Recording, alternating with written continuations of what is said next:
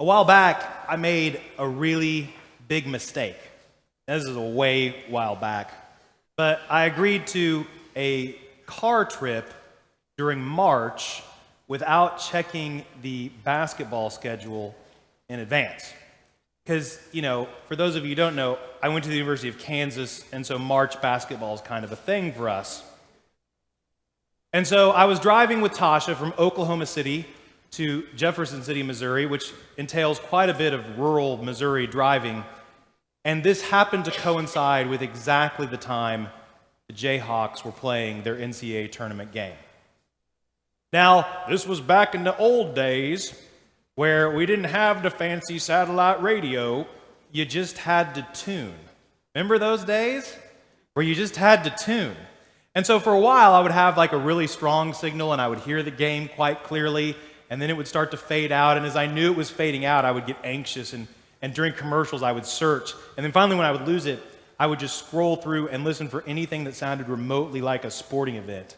It would be like cheering or excited announcers, anything. And then eventually, hopefully, I would pick it up again.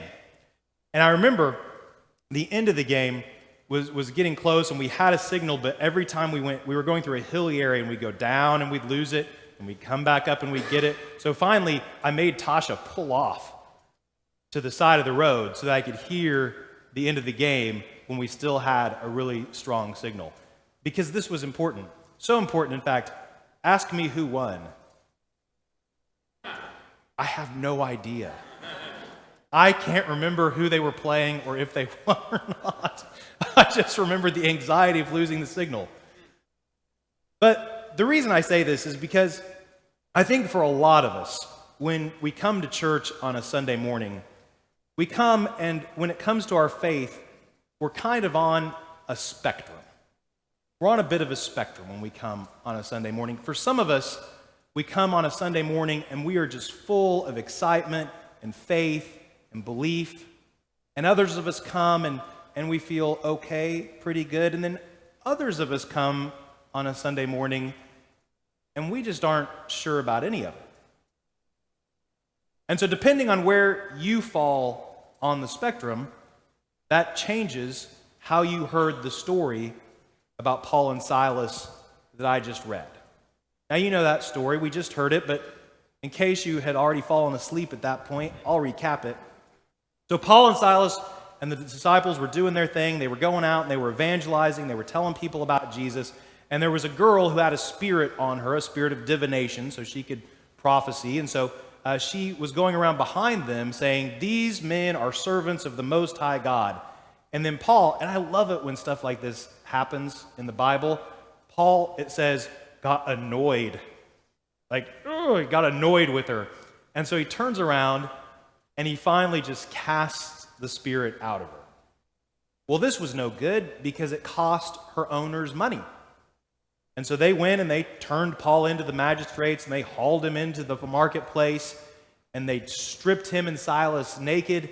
They beat them and then they threw them into prison. And so we think, well, that's it for a while. But there was an earthquake and all the doors were opened and the jailer came in and he thought they'd all escaped and he thought he had to kill himself, but he didn't because Paul and Silas didn't run away, and then the jailer converted to Christianity. Now, think back to our spectrum. Depending on where you are on that spectrum, depending on where you are, you heard that story differently. When you heard about the earthquake, some of us were like, well, of course there was an earthquake. God is working. And then some of us thought, something like that happened to me. It makes me remember something that I couldn't explain that happened to me a long time ago. And then some of us, when we heard about the earthquake, we thought, yeah, right. Really? An earthquake at exactly the right moment?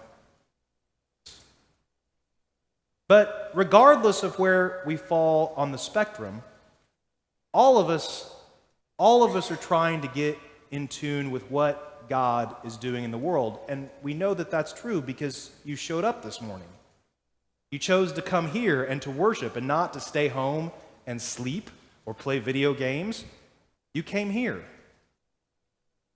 Because sometimes it's just really hard to tune in to what God is doing in the world.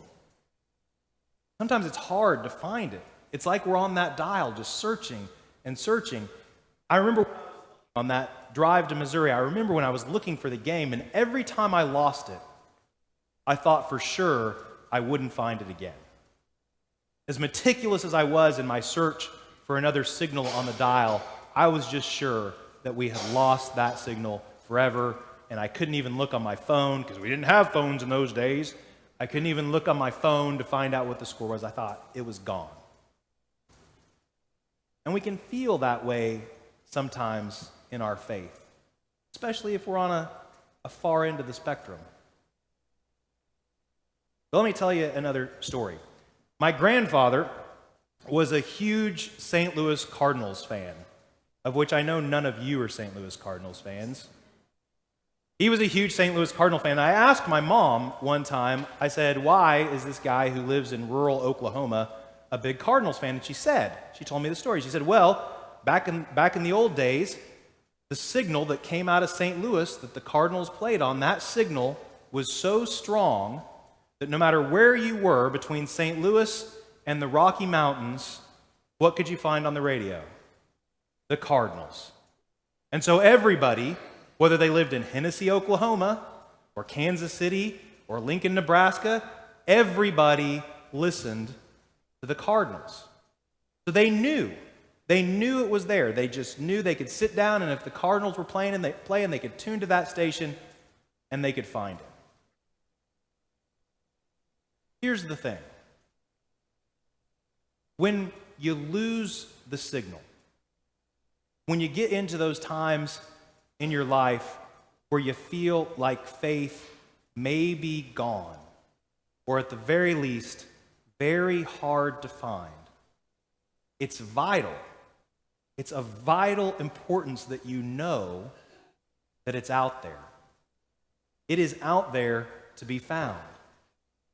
God is working in this world right now in exactly the same ways that he worked in Paul's world.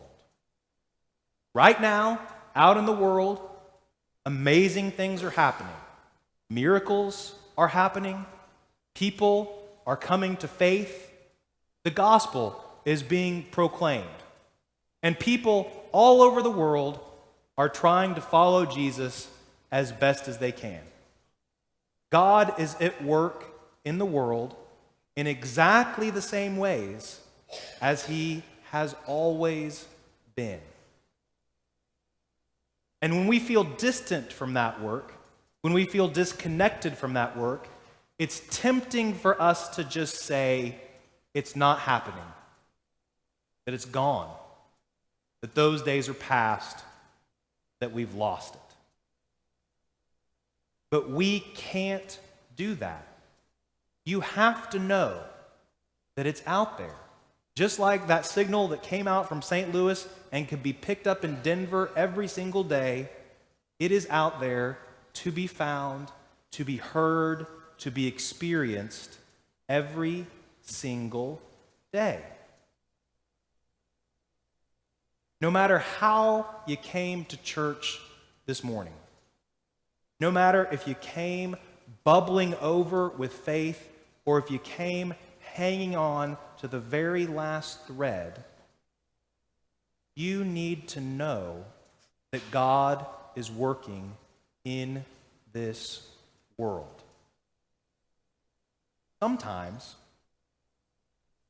we just need to keep tuning the dial. Amen.